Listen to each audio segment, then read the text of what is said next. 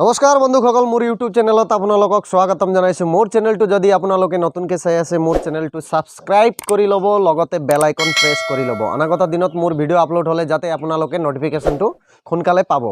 বন্ধুসকল, আজিৰ টপিকটো হ'ল গাহৰি পোৱালি আমি কিমান দিনত উইনিং কৰিব লাগে, মাকৰ পৰা কিমান দিনত আঁতৰাব লাগে, এই গোটেইখিনি তথ্য আজি এই ভিডিঅ'ৰ জৰিয়তে আপোনালোকে গম পাব। তেনেহ'লে দেৰি নকৰোঁ, ভিডিঅ'টো ষ্টাৰ্ট কৰি লওঁ। গাহৰি পোৱালি যেতিয়া ঠিক ধৰি লওক মাকৰ লগত কিমান দিন থাকিব লাগে বা ৰাখিব লাগে, বন্ধুসকল মই আজি আপোনালোকক কওঁ যে গাহৰি পোৱালি মাকৰ পৰা কিমান দিনত উইনিং কৰিব লাগে। মোৰ হিচাপ মতে মই প্ৰেক্টিকেল যিটো কৰিছোঁ এইটো কথা কৈ আছোঁ। বেলেগে কিমান দিনত কৰে মই এইটো হেৰি কৰা নাই। মোৰ নিজৰটো যিটো প্ৰেক্টিকেল সেইটো কথা মই আজি আপোনালোকৰ ওচৰত কৈ আছোঁ। কথাটো ভালকৈ বুজি লওক, আপোনালোকৰ ফাৰ্মত কাম আহিব পাৰে।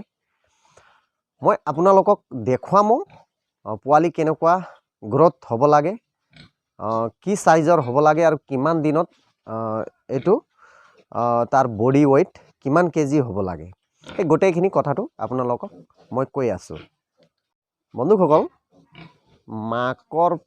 গাহৰি মাকৰ পৰা যদি আমি পোৱালি ঠিক 45 দিন বা 50 দিনত উইনিং কৰি লওঁ, তেতিয়া পোৱালিৰ গ্ৰথ হ'ব লাগে, তাৰ বডি ওয়েট হ'ব লাগে কমসে কম 15 কেজি কমাৰ্চিয়েল, আৰু যিটো থলুৱা হয় এইটো 8ৰ পৰা 10 কেজি হ'বই লাগিব। তেতিয়া আমি উইনিং কৰি ল'ব লাগে। নহ'লে আকৌ বডি ওয়েট কম থকা পোৱালি যদি আমি উইনিং কৰি দিওঁ, অনাগত দিনত সি এটা ভাল এটা ৰিজাল্ট দিব নোৱাৰিব। ধৰি লওক 10 কেজি কমাৰ্চিয়েল গাহৰি পোৱালি যদি 10 কেজি বা 8 কেজি আমি উইনিং কৰি দিওঁ, তেতিয়া অনাগত দিনত সি বডি ওয়েট গেইন সোনকালে কৰিব নোৱাৰে। সেইকাৰণে আপোনালোকে পাৰিলে 15 কেজি কমসে কম 15 কেজি হ'ব লাগিব। তাৰপিছতে মাকৰ পৰা উইনিং কৰি ল'ব। আৰু লগতে পোৱালিৰ 50 দিন বা 45 দিন সেইটো হিচাপ মতে আপোনালোকে উইনিং কৰি ল'ব। বন্ধুসকল, মই আজি আপোনালোকক এতিয়া দেখুৱাম বাৰু পোৱালিৰ সাইজ কেনেকুৱা আৰু কি ধৰণৰ থাকিব লাগে। সেই আপোনালোকক প্ৰেক্টিকেল দেখুৱাই কিনিহে মই আপোনালোকক এগ্ৰি কৰোঁ যে ইমান দিনত আপোনালোকে পাৰিলে পোৱালিটো মাকৰ পৰা উইনিং কৰি ল'ব। তেনেহ'লে ভিডিঅ'টো চাই থাকিব বন্ধুসকল। কিছুমান কথা থাকে, জানিব লাগে, আপোনালোকে পাৰিলে ভিডিঅ'টো শেষলৈকে চাই থাকিব।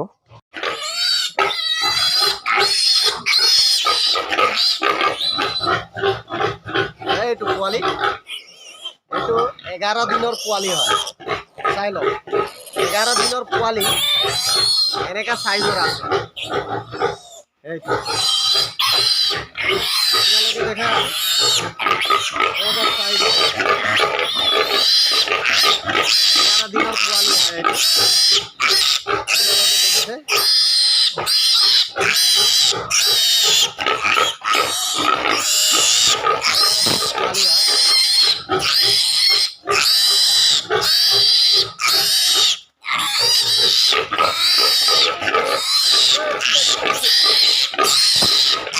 দেখুৱাই আছো।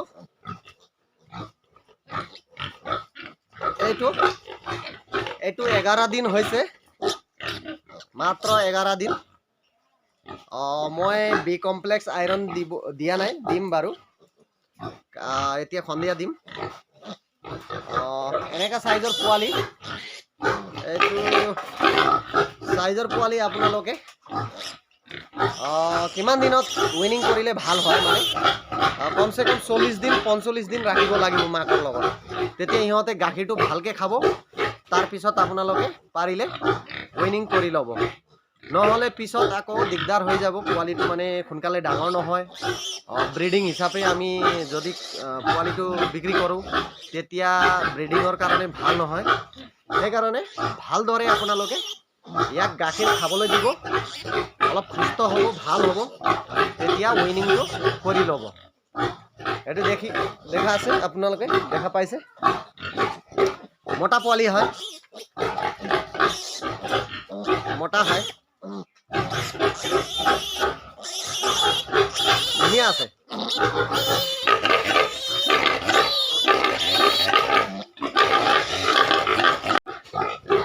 এইটো আমাৰ বৰ বদমাছ এইটো। তেনেহ'লে বন্ধুসকল আপোনালোকে দেখিছে পোৱালিকেইটাৰ গ্ৰোথ। এটা মাকৰ আছে 7টা পোৱালি আৰু এটা মাকৰ আছে 11টা পোৱালি। ইহঁতক মই চাই লওঁ 35 দিন বা 40 দিন ভিতৰত উইনিং কৰি লওঁ। আকৌ বেছি দেৰিকৈ ৰাখিলে মানে মাকজনীটো একদম ক্ষীণমিন হৈ যাব। সেইকাৰণে আপোনালোকে যিমান পাৰে ভাল দানা দি দিয়ক।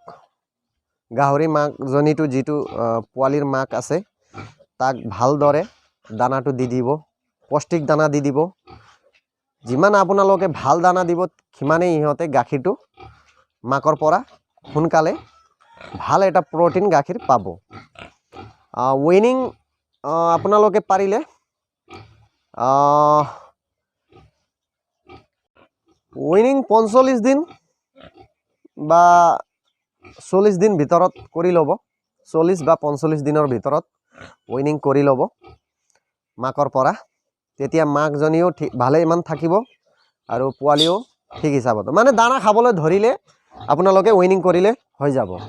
দানাটো ষ্টাৰ্ট কৰিব লাগে। আপোনালোকে পাৰিলে 20 দিনৰ পৰা তাক অলপ লাহে লাহে মাকৰ লগত গাহৰি যেতিয়া সি মাকজনীক দানা খাই থাকে সেইটো সময়ত অলপ মন কৰি ল'ব, দানাটো পোৱালিকো অলপ দি দিব।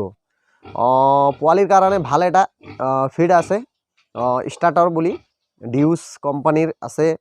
এইটো বহুত ভাল হয় পোৱালিৰ কাৰণে। ষ্টাৰ্টাৰটো ষ্টাৰ্টাৰ তেনেকুৱা আছে, ডিউচৰ কোম্পানী আৰু গডৰেজৰো আছে। তেনেকুৱা আনি কিনি আপোনালোকে অলপ কমকৈ দি দিব, বেছিকৈ দিব নালাগে, কমকৈ দি দিব। ঠিক 10-12 দিন খাই ল'ব মাকৰ লগত। 50 দিন বা 45 দিনৰ ভিতৰত উইনিং কৰি ল'ব। তেতিয়া মানে আকৌ গাহৰিজনীও স্বাস্থ্য পাতি ভালেমান থাকিব আৰু পোৱালিৰো গ্ৰোথ ভাল হ'ব। এনেকৈ কৰি লওক, ভাল হ'ব। অনাগত দিনত ভাল এটা ৰিজাল্ট পাব। মই যিমান আপোনালোকক পাৰোঁ প্ৰেক্টিকেল কৰাটো দেখুৱাম বাৰু। মানে পোৱালিৰ চাইজ কেনেকুৱা হয় মই এতিয়া আপোনালোকক দেখুৱাম। ইয়াত এটা বহুতে সৰু পোৱালি আছে, এইটো মানে ধৰক চবেই কাজিয়া কৰি গাখীৰটো খাই লয় আৰু সি খাবলৈ নাপায় গাখীৰটো।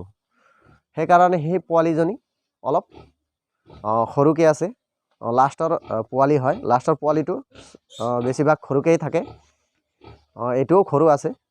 সেইকাৰণে ভিডিঅ'টো মই দেখুৱাই আছোঁ আপোনালোকক, বলকচোন চাই লওঁ। বন্ধুসকল সেই চুকত আছে, এইটো মানে গাখীৰ খাই আছে, সৰু আছে এটা। বাকীকেইটা ভালেমান আছে। একচুৱেলি ইয়াৰ এটা পোৱালি কিবা কাৰণত মানে হেঁচা মাৰিলে মাকজনী, মানে এই ৱালত ওপৰত উঠি থাকেতো, নামোতে মানে ভৰিটো তাৰ ওপৰত লাগি গ'ল। সেইকাৰণে পোৱালিটো মই বচাব নোৱাৰিলোঁ। সেইটো ভিডিঅ'টো আপোনালোকৰ ওচৰত মই যিহেতু মানে নিদিলোঁ। এনেকুৱাই আছে পোৱালিবিলাক, ভালেমান আছে, কেইটামান আছে।